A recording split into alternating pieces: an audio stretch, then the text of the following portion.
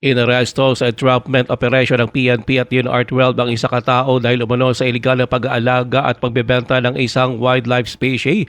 Kinilala ng 2 PNP ang suspect na si alias Niel, 27 anyos. Siya ay na-corner ng mga otoridad sa kanya mismong lugar sa barangay Sabana, Tupi.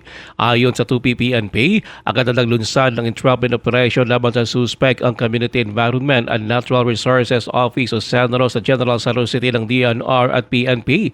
Ito ay matapos mabisto ng Regional Anti-Cybercrime Unit o RACO 12 na nagsagawa ng cyber patrolling ang paglalako nito sa kanyang alagang hayop.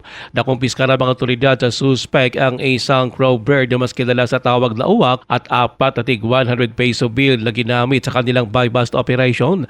Ang suspect na nakadetain na ngayon sa 2 PNP lock-up cell ay naharap sa mga kasong paglabag sa Wildlife Resources Conservation and Protection Act at Cybercrime Prevention Act of 2012.